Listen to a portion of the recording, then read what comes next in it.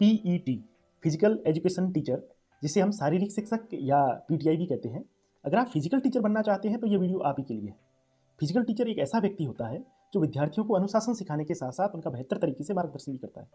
इसके साथ साथ फिजिकल टीचर युवाओं को सही दिशा में ले जाने और कार्य करने के लिए मोटिवेट भी करता है। फिजिकल टीचर बनने हेतु आपके पास बहुत सारे अवसर होते हैं।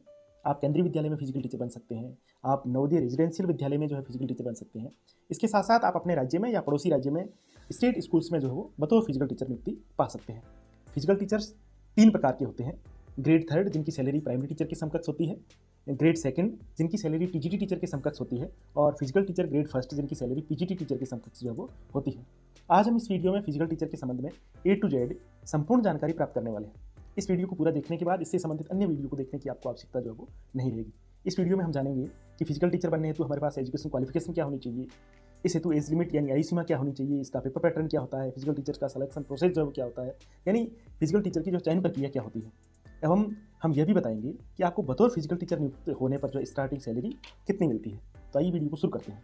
सर्वप्रथम हम जानेंगे कि फिजिकल टीचर बनने हेतु हमारे पास कौन कौन सी डिग्री या डिप्लोमा होना आवश्यक है, यानी फिजिकल टीचर बनने हेतु एजुकेशन क्वालिफिकेशन क्या होनी चाहिए।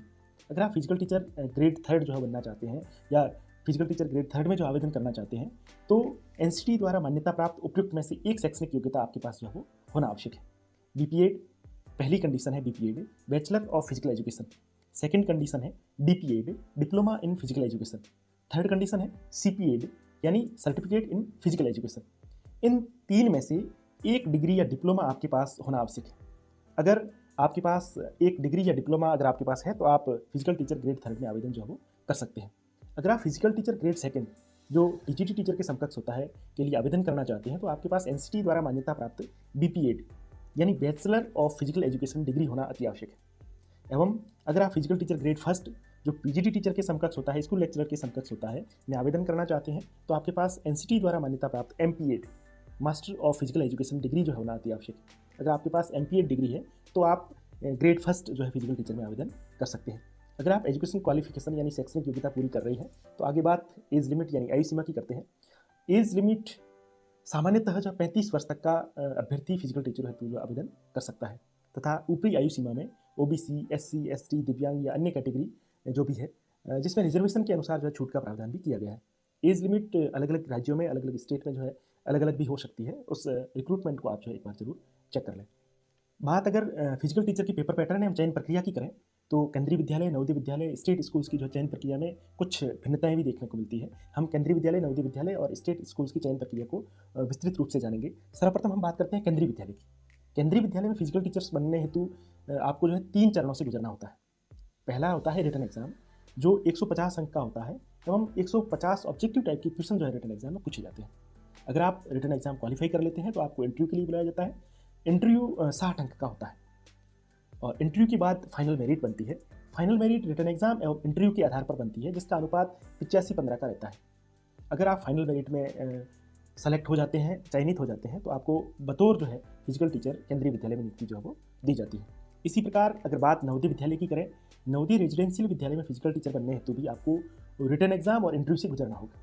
इसमें रिटन एग्जाम जो होता है वो 180 अंक का होता है, यानी इसमें जो है 180 ऑब्जेक्टिव टाइप के क्वेश्चन जो है पूछे जाते हैं। इसके लिए 3 घंटे का समय आपको दिया जाता है। रिटन एग्जाम क्वालिफाई करने के बाद आपको साक्षात्कार के लिए बुलाया जाता है, साक्षात्कार लिया जाता है तथा रिटन एग्जाम एवं इंटरव्यू के आधार पर फाइनल मेरिट बनती है तथा फाइनल मेरिट में चयन होने पर आपको जो है नवोदय रेजिडेंशियल विद्यालय में बतौर फिजिकल टीचर जो नियुक्ति दी जाती है। इसी प्रकार अलग अलग राज्यों में, अलग अलग स्टेट में जो फिजिकल टीचर का पेपर पैटर्न भी अलग अलग होता है। जैसे हम अगर बात राजस्थान स्टेट की करें तो राजस्थान में फिजिकल टीचर का जो चयन होता है वो केवल रिटन एग्जाम के आधार पर होता है। राजस्थान में फिजिकल टीचर हेतु जो है साक्षात्कार का प्रावधान नहीं है। इसमें 2 जो है पेपर होते हैं, पेपर फर्स्ट और पेपर सेकंड। पेपर फर्स्ट 200 अंक का होता है और पेपर सेकंड जो होता है वो 260 अंक का होता है तथा रिटन एग्जाम के आधार पर ही जो है फाइनल मेरिट बनती है तथा चयन होने पर जो है बतौर फिजिकल टीचर में आपको नियुक्ति इस राज्य में दी जाती है। बात अगर फिजिकल टीचर के स्टार्टिंग सैलरी की करें तो केंद्रीय विद्यालय एवं नवोदय विद्यालय की फिजिकल टीचर की सैलरी लगभग 55,000 प्लस होती है तथा अलग अलग राज्यों में जो स्टेट गवर्नमेंट होती है, स्टेट गवर्नमेंट द्वारा जो फिजिकल टीचर होते हैं इनकी सैलरी भी अलग अलग